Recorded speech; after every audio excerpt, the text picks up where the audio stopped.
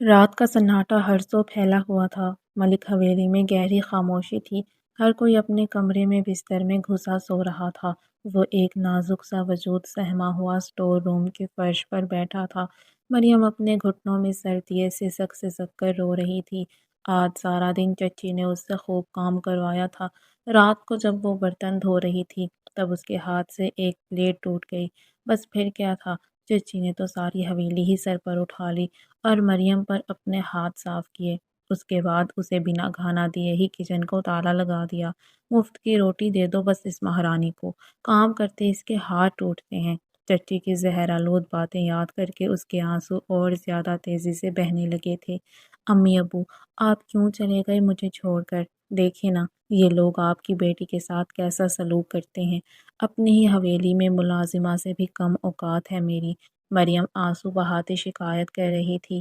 جب سے اس کے امی ابو کا انتقال ہوا تھا اس حویلی پر اس کے چچا اور چچی نے قبضہ کر لیا تھا، اور اس دن سے مریم کی حالت ملازمہ سے بھی بدتر ہو گئی تھی۔ ہر روز اس سے گھر کا کام کروایا جاتا۔ دن میں نہ جانے کتنی ہی بار چچی اس پر ہاتھ اٹھاتی اور پھر شام کو اسے کھانا دیے بغیر ہی کچن کو تالا لگا کر اپنے کمرے میں چلی جاتی۔ جس گھر میں وہ شہزادیوں کی طرح رہتی تھی آج وہیں کھانے کو ترس رہی تھی، مگر اس معصوم کی پڑی کسے تھی؟ ہر کوئی بس اس کا حق مار کر خود عیاشی کرنے میں مصروف تھا۔ اے منحوس ماری، اب اٹھ بھی جا، سارا دن سوتی ہی رہے گی، دیکھ دن نکل آیا ہے، فوراً سے اٹھ جا۔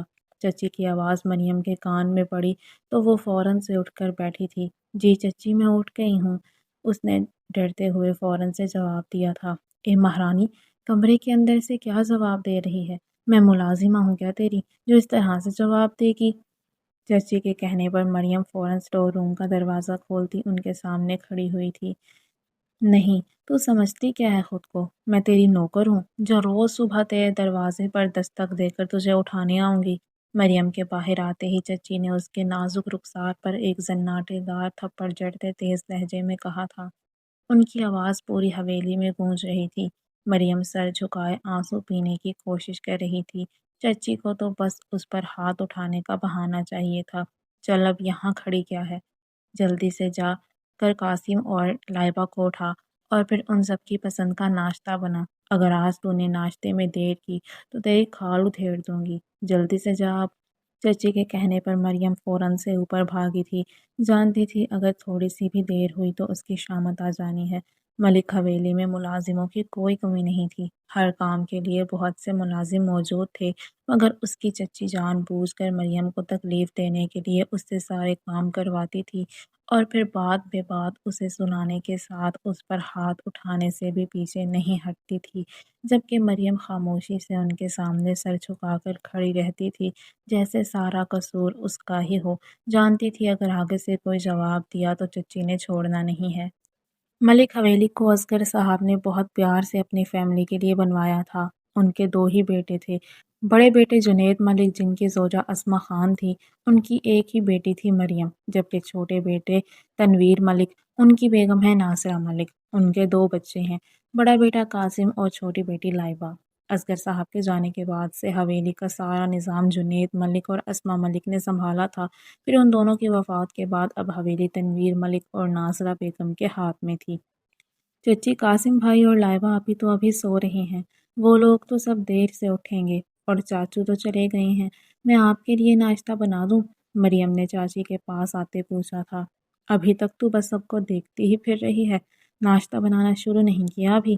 بہت ہی کام چور لڑکی ہے، اور تیرا کہنے کا کیا مطلب ہے؟ سارا کام تو کرتی ہے اور میرے بچے صرف سوتے ہیں، یہی کہنا چاہتی ہے نا تو؟ چچی نے اس کا بازو دبوچتے پوچھا تھا۔ نہیں چچی، میرا مطلب یہ نہیں تھا، معاف کر دے۔ مریم فوراً ان کے قدموں میں بیٹھ گئی تھی۔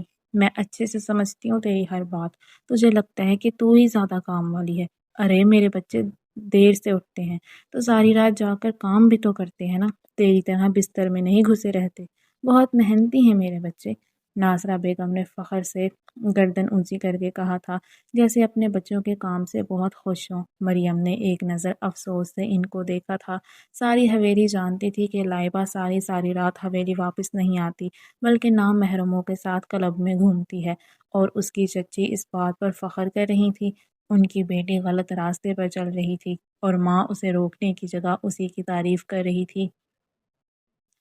مریم خاموشی سے ان کے قدموں سے اٹھتی کچن میں چلی گئی تھی اور جلدی جلدی سب کا ناشتہ بنانے لگی۔ پہلے اس نے چچی کا ناشتہ تیار کر کے انہیں دیا اور اب وہ لائبہ اور قاسم کا ناشتہ تیار کر رہی تھی۔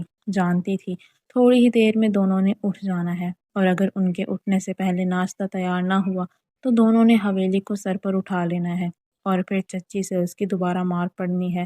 ان کا ناشتہ تیار کر کے ابھی اسے چاچو کا لنچ بھی تیار کرنا تھا جو آفس جانا تھا۔ وہ اپنے آنسو پیتی جلدی جلدی ہاتھ چڑھانے لگی تھی۔ قسمت کی ستم ظریفی کی چھوٹی سی عمر میں اسے ظالم دنیا میں تنہا چھوڑ دیا تھا۔ کہاں تھے تم سب لوگ؟ میری غیر موجودگی میں کسی نے بھی اس کا خیال نہیں رکھا، نہ اسے وقت پر کھانا دیا اور نہ ہی وقت پر اسے نہلایا۔ آخر تم سب تھے کہاں؟ مہروز خان ملازموں پر دہاڑا تھا۔ 4 ملازم اس کے سامنے قطار میں کھڑے کانپ رہے تھے اور وہ ان پر برس رہا تھا۔ سب جانتے تھے مہروز خان کو کہ وہ اپنی پسند کی چیز کے لیے کس حد تک پوزیسو تھا۔ اس کی پسند کو کوئی اس کی اجازت کے بغیر دیکھ بھی لے تو وہ مہروز خان کی نظر میں بہت بڑا گناہ تھا۔ اور پھر آج تو بات اس کے عزیز دوست ٹائیگر کی تھی۔ اب سب خاموش کیوں ہو؟ جواب دو، منہ میں زبان نہیں ہے کیا؟ مہروز خان کے دوبارہ سے سوال کرنے پر ایک ملازم ڈرتے ڈرتے آگے آیا تھا۔ صاحب، آج قیوم نہیں آیا، وہی اس کی دیکھ بھال کرتا ہے، ہم لوگ اس کے پاس نہیں جاتے۔ ملازم کا کہنا تھا کہ مہروز کی آنکھیں غصے سے اور سرخ ہوئی تھیں۔ قیوم کی ہمت کیسے ہوئی میرے ٹائیگر کو اکیلا چھوڑنے کی؟ اس کی تو میں کل عقل ٹھکانے لگاؤں گا۔ ابھی کے لیے تم سب بتاؤ، اگر قاسم نہیں آیا تو تم سب کہاں تھے؟ اس گھر میں میری بات کا کوئی مطلب ہے یا نہیں؟ جب میں کہہ کر گیا تھا کہ اس کا خیال رکھنا ہے تو پھر تم لوگوں نے اسے دیکھا کیوں نہیں؟ وہ ایک بار پھر سے ملازموں سے سوال کرنے لگا تھا۔ وہ اسے یہ نہیں کہہ سکتے تھے کہ ان بیچاروں کو اس کے پالتو شیر سے ڈر لگتا تھا، ورنہ اس نے آج انہیں اپنے ٹائیگر کے ساتھ ہی کمرے میں بند کر دینا تھا۔ وہ بھلے ہی شیر تھا مگر نام اس کا مہروز نے ٹائیگر رکھا ہوا تھا۔ سر، آپ کو تو پتہ ہے ٹائیگر آپ کے اور قیوم کے علاوہ اور کسی کو پسند نہیں کرتا، اسی لیے ہم اس کے پاس نہیں گئے تھے۔ ملازم نے ایک بار پھر اس کا غصہ ٹھنڈا کرنے کو کہا تھا۔ صحیح ہے، اگر وہ پسند نہیں کرتا تو مطلب اسے بھوکا رکھو۔ کام چوری کے 1000 بہانے ہیں تم سب کے پاس۔ آج تو تم لوگوں نے حد ہی کر دی، اب تو سزا ملنی ہی چاہیے۔ مہروز خان نے غصے سے کہا ہی تھا جب اویس خان بھاگتا ہوا آیا اور پیچھے سے اسے گلے لگا لیا تھا۔ بھائی آ گئے آپ، کتنا یاد کیا میں نے تمہیں۔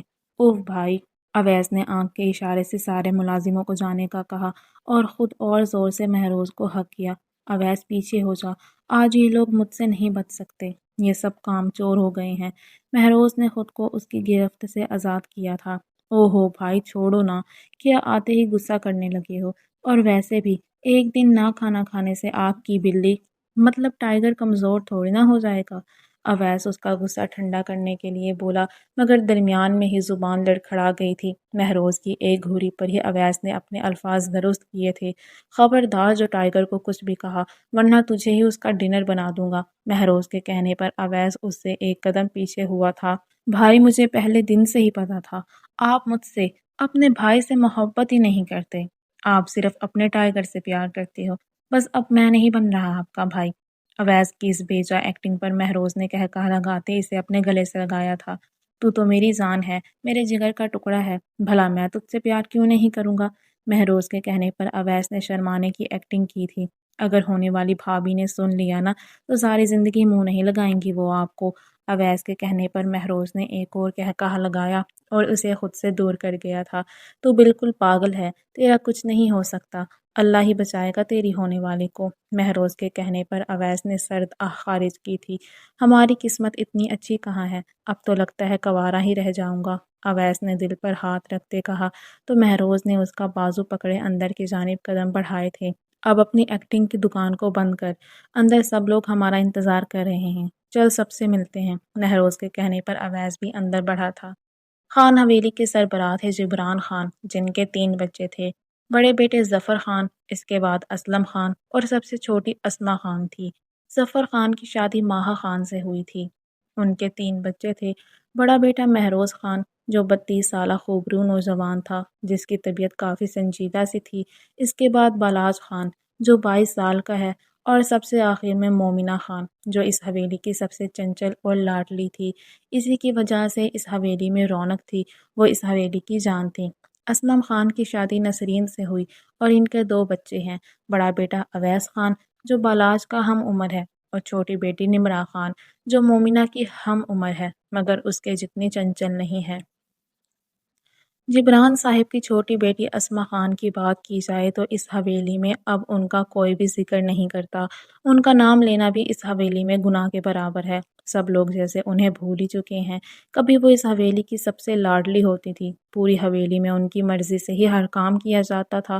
ان کے بابا اور بھائی اسما پر جان تک نچھاور کرتے تھے، مگر خان حویلی نام ہی روایات کا ہے، روایات کے معاملے میں کوئی ڈھیل نہیں ہے، پھر چاہے معاملہ سب سے لاڈلی بیٹی اسما خان کا ہی کیوں نہ ہو، جو روایات کو بھول جائے اور ان کا پاس نہ رکھے تو پھر اس انسان کا نام بھی یہ حویلی مٹا دیتی ہے۔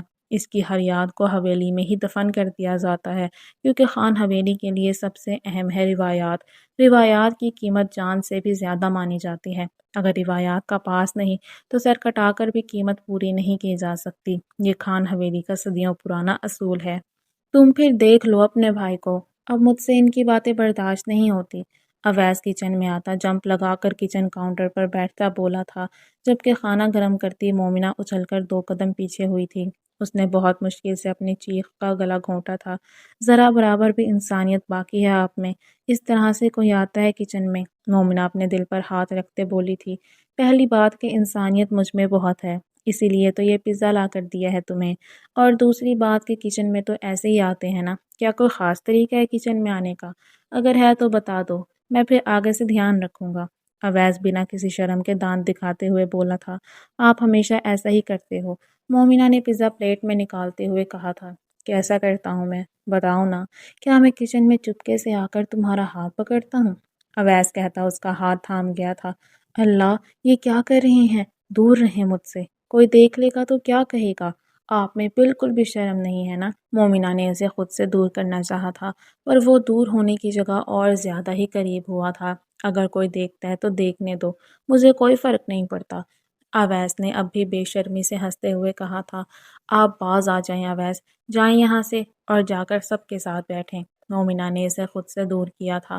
میں نہیں جا رہا سب کے پاس، مجھے شرم آ رہی ہے ان کے سامنے جاتے۔ اویس نے شرماتے ہوئے کہا تو مومنہ حیران ہوئی تھی۔ آپ کو بھی شرم آتی ہے کیا؟ اور ایسا بھی کیا ہو رہا ہے آج جو آپ کو سب کے پاس جاتے شرم آ رہی ہے؟ مومنہ کے پوچھنے پر اویس پھر سے اس کے پاس آیا تھا۔ وہ کیا ہے نا کہ آج سب لوگ اکٹھے ہو کر نا ہماری رخصتی کی بات کر رہے ہیں۔ آج ان کا ارادہ ہماری رخصتی کی ڈیٹ فائنل کرنے کا ہے۔ شکر ہے ان لوگوں کو بھی خیال آیا کہ مجھے میری بیوی دے دینی چاہیے، ورنہ مجھے تو ان سے کوئی اچھی امید ہی نہیں تھی۔ اویس نے کہتے ایک بار پھر سے بے باکی سے مومنہ کو خود سے قریب کر لیا تھا۔ آپ تھوڑا دور ہونا، اور آپ کیا بول رہے تھے؟ بھائی آپ کو کیا کہہ رہے تھے؟ بتائیں نا۔ مومنہ نے اس کا دھیان پہلی والی بات کی طرف لگانا چاہا تھا۔ ہاں، میں تو بھول ہی گیا تھا، مجھے نا تمہارے بھائی کی شکایت لگانی ہے۔ وہ نا مجھے ایکٹر بولتا ہے، اور بولا کہ اللہ ہی بچائے تیری ہونے والی کو۔ اویس کے کہنے پر مومنہ کو ہنسی آئی تھی۔ ہاں تو بھائی کی بات ٹھیک ہی ہے نا، اللہ ہی مجھے آپ کی ایکٹنگ سے بچا سکتا ہے بس۔ اور ایک منٹ، آپ مجھ سے ہی میرے بھائی کی شکایت لگا رہے ہیں؟ تھوڑی سی تو شرم کر لیں آپ۔ مومنہ کے کہنے پر اویس اس میں اور گھسا تھا۔ جان کیا کروں میں، فرما بردار شوہر ہوں، مجھ سے کوئی بھی بات اپنی بیوی سے چھپائی نہیں جاتی۔ میں جب تک تمہیں ہر بات نہ بتا دوں مجھے آرام نہیں آتا۔ دیکھو نا کتنا اچھا شوہر ہے تمہارا۔ اویس کے کہنے پر مومنہ نے اسے گھورا تھا۔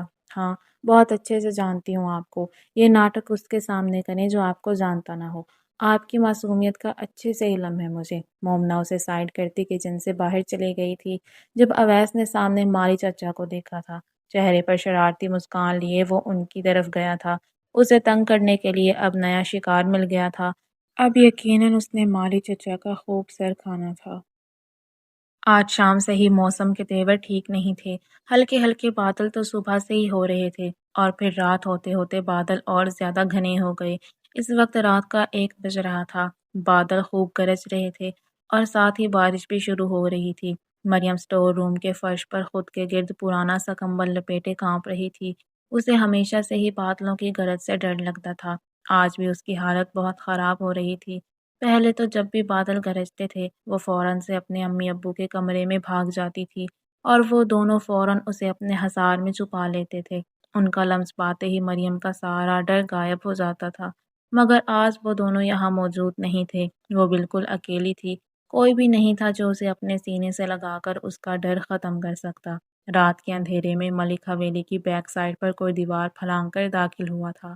اس نے خود کو اچھے سے کور کیا ہوا تھا، صرف اس کی آنکھیں ہی نظر آ رہی تھی اور ان میں موجود چمک بہت گہری تھی، جیسے جیت کی چمک ہو، جیسے جو چاہا وہ پا لیا ہو۔ وہ احتیاط سے قدم اٹھاتا حویلی کے اندر داخل ہوا تھا۔ اس کے ہاتھ میں فون تھا جس پر حویلی کے اندر کا نقشہ کھلا ہوا تھا۔ وہ اپنے مکتوبہ کمرے کی طرف بہت احتیاط سے بڑھا تھا۔ رات کا وقت تھا، سو ہر کوئی اپنے کمروں میں گھسا ہوا تھا، اسی لیے وہ بنا کسی کی نظر میں آئے آرام سے اپنی منزل پر پہنچ گیا تھا۔ کمرے کے سامنے رک کر اس نے اوکے کا میسج کیا۔ جیسے ہی میسج سینڈ ہوا، کمرے کا دروازہ کھلا اور لائبہ ملک باہر نکلی۔ اس کے چہرے پر بے باک سی مسکراہٹ تھی۔ اس نے آگے بڑھ کر اس وجود کا ہاتھ تھاما جو اس نے فوراً سے ہی پیچھے کر لیا تھا، لیکن لائبہ نے کوئی اثر لیے بغیر ہی اس کا دوسرا ہاتھ تھام لیا تھا۔ شرماؤ نہیں بیبی۔ لائبہ کی ہر عمل سے شر ٹپک رہا تھا۔ خاموش دیواریں اسے راہ راست سے بھٹکتے ہوئے دیکھ رہی تھی۔ اس سے پہلے کہ لائبہ اسے اپنے کمرے میں لے کر جاتی، مریم روتے ہوئے اسٹور روم سے باہر نکلی تھی۔ اسے دیکھ کر لائبہ ایک لمحے کو گھبرائی اور فوراً سے اس شخص کو اپنے پیچھے کر لیا۔ مریم بھاگ کر اوپر آتے ہوئے لائبہ کے پاس رکی تھی۔ آپی، مجھے بہت ڈر لگ رہا ہے، باہر بادل گرج رہے ہیں۔ آپی، کیا میں آج آپ کے پاس سو جاؤں؟ میں پرومس کرتی ہوں میں آپ کو بالکل بھی تنگ نہیں کروں گی، میں زمین پر خاموشی سے سو جاؤں گی، مریم نے کانپتے ہوئے خود پر قابو رکھ کر کہا تھا، جبکہ مریم کے نازک وجود کو دیکھ کر وہ انجان شخص ساخت ہوا تھا۔ اس نے آج تک ایسا حسن کہیں نہیں دیکھا تھا، اتنا معصوم حسن۔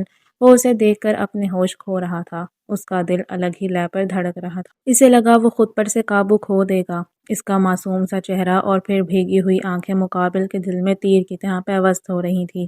مریم، یہ کیا طریقہ ہے اتنی رات کو یہاں آنے کا؟ فوراً سے جاؤ یہاں سے۔ لائبہ کسی بھی طرح مریم کو فوراً وہاں سے بھیجنا چاہتی تھی۔ اسے ڈر تھا کہ اگر کسی کو اس نقاب پوش کا پتہ چل گیا تو کیا ہوگا۔ آپی پلیز نا۔ مریم نے قدم لائبہ کی جانب بڑھائے تو اسے پیچھے کھڑا وہ شخص بھی نظر آیا تھا۔ اس نے فوراً سے لائبہ کو دیکھا تھا۔ آپی، یہ کون ہے؟ چور! مریم نے اسے دیکھتے چیخ ماری تھی۔ اسے لگا شاید کوئی چور ہے جو لائبہ کے کمرے میں گھس گیا ہے۔ مریم، خاموش ہو جاؤ۔ لائبہ نے آگے آتے مریم کے چہرے پر ہاتھ رکھا تھا، جبکہ لائبہ کے اس طرح سے کرنے پر نقاب پوش کا دل کیا لائبہ کو اٹھا کر ابھی چھت سے نیچے پھینک دے۔ اس کی ہمت کیسے ہوئی تھی اتنی معصوم سی لڑکی سے ایسے بات کرنے کی؟ تم کیا کھڑے کھڑے دیکھ رہے ہو؟ جلدی کرو، جاؤ یہاں سے، لائبہ نے مریم کو چھوڑتے نقاب پوش سے کہا تھا، مگر وہ شخص بس ساکن سا مریم کو روتے ہوئے دیکھ رہا تھا۔ ایسے کھڑے ہوئے کیا کر رہے ہو؟ مرنا چاہتے ہو کیا؟ جب کوئی دیکھ لے گا تب جاؤ گے یہاں سے؟ لائبہ نے اسے ہلکا سا پش کیا تو وہ ایک نظر غصے سے اسے دیکھتا کھڑکی سے باہر بھاگ گیا تھا۔ یہ کون تھا؟ اے رکو، گارڈز! چور آ گیا! سب لوگ کہاں ہو؟ ناصرہ بیگم، جو مریم کی آواز سن کر باہر آئی تھیں، انہوں نے اس نقاب پوش کی ایک ہلکی سی جھلک دیکھ لی تھی۔ امی پلیز خاموش ہو جائیں۔ لائبہ نے آگے آتے ماں کو خاموش کروانا چاہا تھا۔ اسے ڈر تھا کہ کہیں گارڈز اس شخص کو پکڑ ہی نہ لیں، جبکہ ناصرہ بیگم تو اس طرح آدھی رات کو اپنے گھر میں ایک نقاب پوش کو دیکھ کر دہل گئی تھی۔ کیوں خاموش ہو جاؤں؟ اس چور کو ایسے ہی جانے دوں کیا میں؟ امی، پہلے میری بات سنیں آپ۔ یہ کوئی چور نہیں تھا، بلکہ اس کا عاشق تھا۔ لائبہ نے تھوڑے فاصلے پر کھڑی مریم کی طرف اشارہ کیا تھا۔ مریم، جو گھبراہٹ کے مارے رو رہی تھی، فوراً سے شاک کھا کر سیدھی ہوئی تھی۔ امی، یہ اس لڑکی سے چھپ کر مل رہی تھی۔ جب میں نے اسے دیکھا تو مجھ سے منت کرنے لگی کہ کسی کو نہ بتاؤں۔ میں نے کہا امی کو سب کچھ بتاؤں گی، بس پھر کیا تھا، اس نے چور چور کہنا شروع کر دیا اور اس لڑکے کو بھی بھگا دیا۔ لائبہ نے خود کو پھنستا دیکھ کر فوراً سے سارا الزام مریم کے سر ڈال دیا تھا۔ نہیں، ایسا نہیں ہے آپی، آپ ایسے جھوٹ نہ بولیں، یہ لڑکا آپ کے ساتھ… مریم کی بات ابھی پوری بھی نہ ہوئی تھی کہ ناصرہ بیگم نے اسے زوردار تھپڑ مارا تھا۔ میں ہمیشہ سے ہی جانتی تھی یہ منحوس لڑکی ایسا ہی گل کھلائے گی۔ آخر خون تو تیرا اسما والا ہی ہے نا، اپنی ماں کا اثر تو ہوگا نا۔ لیکن میں کہہ رہی ہوں میں اس گھر میں یہ سب برداشت نہیں کروں گی، میں اپنا نام خراب نہیں ہونے دوں گی۔ لڑکی ناصرہ بیگم اسے بازو سے پکڑ کر باہر صحن میں لا کر پٹک چکی تھی۔ چچی خدا کے لیے میرا یقین کریں، میں نے کچھ نہیں کیا، میں اسے نہیں جانتی۔ مریم ان کے پاؤں پکڑتی انہیں صفائی دے رہی تھی۔ جہاں ایک طرف گرجتے ہوئے بادل اس کا دل دہلا رہے تھے، وہیں خود پر لگا الزام اس کا دل سہما گیا تھا۔ وہ ان کے سامنے ہاتھ جوڑتی، کبھی ان کے پاؤں پکڑتی، انہیں سچ بتانے کی کوشش کر رہی تھی، مگر آج ناصرہ بیگم پر تو ایک جنون سا سوار تھا۔ وہ اس کی کسی بھی بات پر یقین کرنے کو تیار ہی نہیں تھی۔ وہ بس اسے گھسیٹتے ہوئے گیٹ سے باہر نکال رہی تھی۔ انہوں نے مریم کو آخری دھکا دے کر گیٹ سے باہر کرتے گیٹ بند کر دیا تھا۔ چچی پلیز میرا یقین کریں، میں بے گناہ ہوں۔ مریم چیخ چیخ کر اپنی بے گناہی بیان کر رہی تھی، مگر حویلی والوں پر کوئی اثر نہیں ہو رہا تھا۔ وہ کتنی ہی دیر روتے ہوئے چچی سے التجا کرتی رہی، اسے ایک رات کی پناہ دینے کا کہتی رہی، مگر اندر سے مکمل خاموشی تھی۔ وہ معصوم جو اس حویلی کی لاڈلی تھی، آج اسی حویلی میں ایک رات کی پناہ کی بھیک مانگ رہی تھی۔ اس کا سارا جسم کانپ رہا تھا، اس کی حالت بہت خراب ہو رہی تھی، خوف سے اس کا رنگ سفید پڑ رہا تھا۔ آخر کار اسے چکر آیا اور وہ نیچے گر گئی، مگر حویلی والوں کو پھر بھی اس معصوم پر رحم نہ آیا تھا۔ وہ بے حس بنے اسے اسی کی حویلی سے نکال چکے تھے۔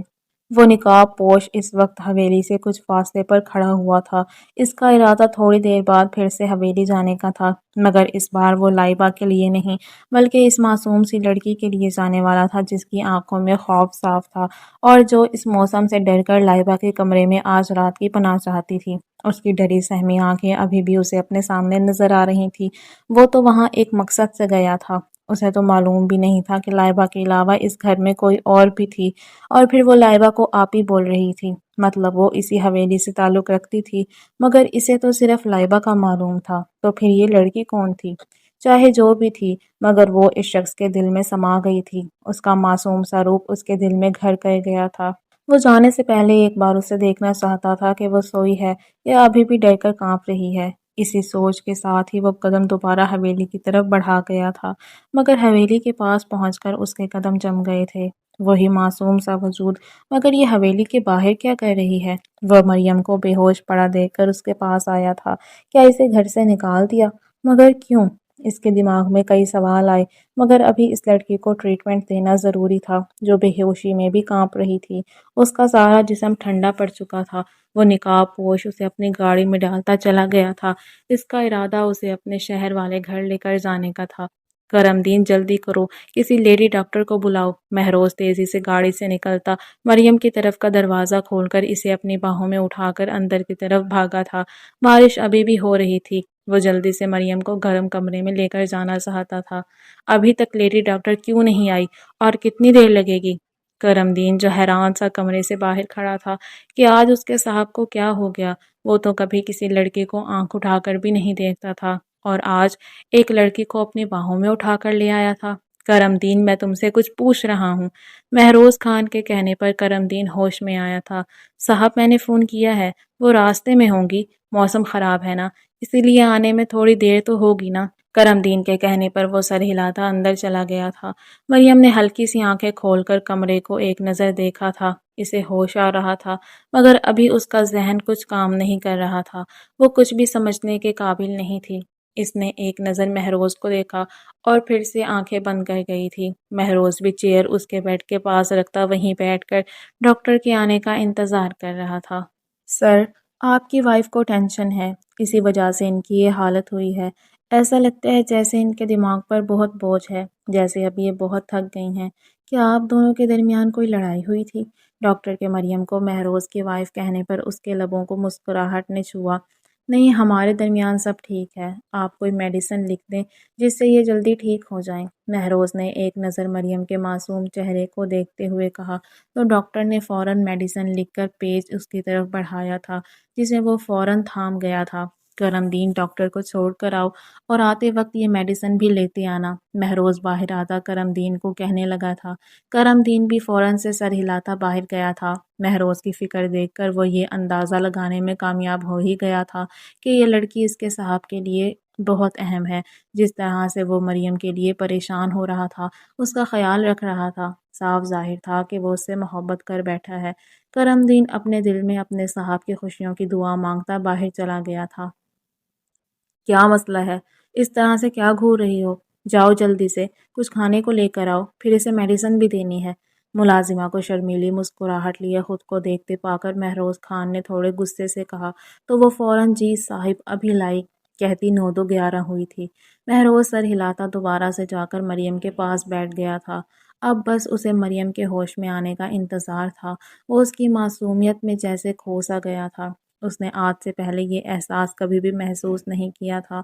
وہ تو ہمیشہ لڑکیوں سے دور ہی رہتا تھا، تو پھر آج کیوں اس لڑکی کو دیکھ کر دل دھڑک اٹھا تھا؟ شاید یہی محبت ہے، مہروز کے دل نے کہا تو وہ بھی دل کی بات پر ایمان لاتا گہرا مسکرایا تھا۔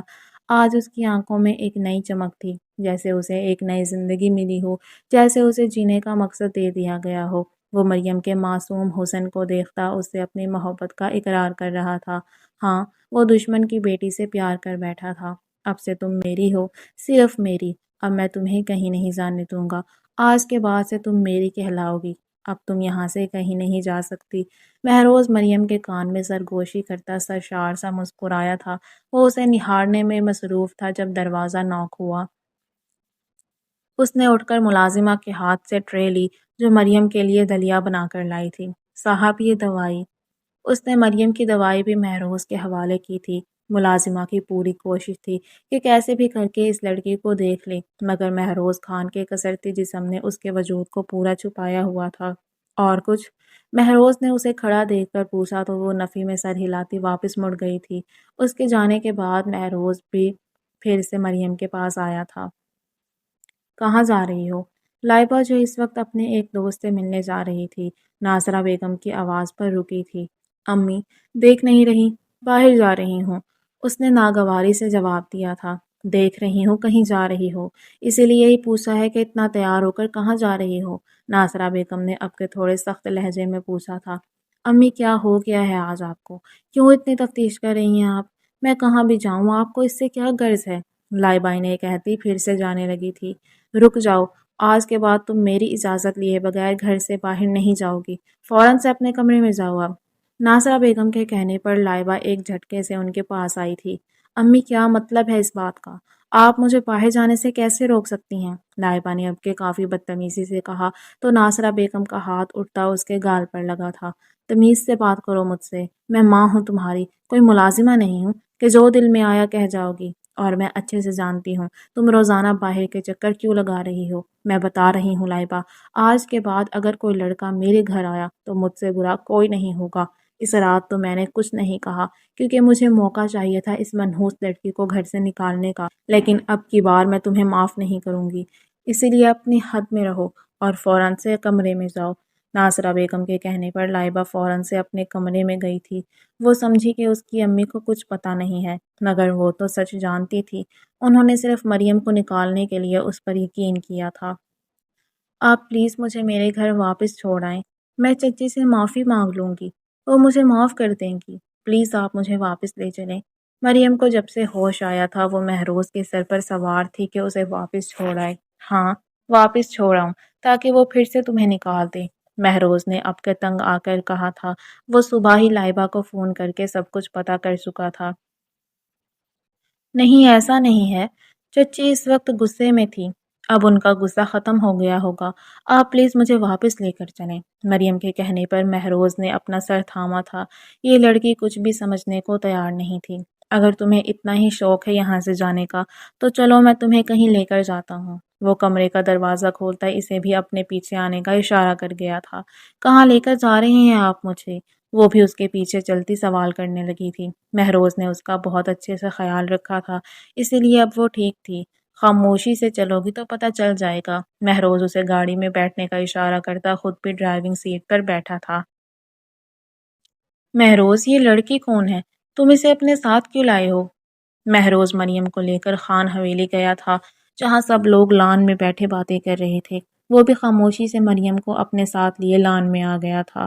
آج پہلی بار مہروز کے ساتھ کسی لڑکی کو دیکھ کر سب کو حیرت کا جھٹکا لگا تھا۔ سب سے پہلے ہوش اویس کو آیا تھا۔ وہ چیئر سے اٹھتا مہروز کے پاس آیا تھا۔ کہیں یہ میری بھابھی تو نہیں ہے؟ کہیں تم نے اس سے شادی تو نہیں کر لی؟ بھابھی جی؟ اویس مریم کو دیکھتے کہنے لگا تو مہروز نے آنکھیں گھمائی تھی۔ مطلب ایک بار پھر سے اس کا ناٹک سٹارٹ ہو گیا تھا۔ خود کو بھابھی کہنے پر مریم نے مہروز کو گھور کر دیکھا تھا۔ وہ کیوں اسے نہیں بتا رہا تھا کہ مریم اس کی بیوی نہیں ہے؟ بیٹا یہ کون ہے؟ کہاں سے لائے ہو اسے؟ مہروز کی امی کے پوچھنے پر اس نے ایک نظر مریم کو دیکھا تھا۔ امی، پہلے آپ سب لوگ وعدہ کریں کہ سچ جانے کے بعد اسے گھر سے کوئی نہیں نکالے گا۔ مہروز کے کہنے پر سب نے پریشانی سے ایک دوسرے کو دیکھا تھا۔ بس بات ہی ختم، اب مجھے پورا یقین ہے یہ میری بھابھی ہے۔ اویس کے کہنے پر مہروز نے رکھ کر اس کی کمر میں تھپڑ لگایا تھا۔ تو تھوڑی دیر کے لیے خاموش نہیں ہو سکتا؟ میں کہہ رہا ہوں نا، میں بتاتا ہوں سب کچھ۔ مہروز کے کہنے پر وہ چہرے پر معصومیت طاری کرتا واپس سے اپنی چیئر پر بیٹھ گیا تھا، جبکہ اس کی بے عزتی پر مومنہ نے اپنی ہنسی دبائی تھی۔ ہنس لو جتنا ہنسنا ہے، میں بھی تم دونوں بہن بھائی سے بدلہ لے کر رہوں گا۔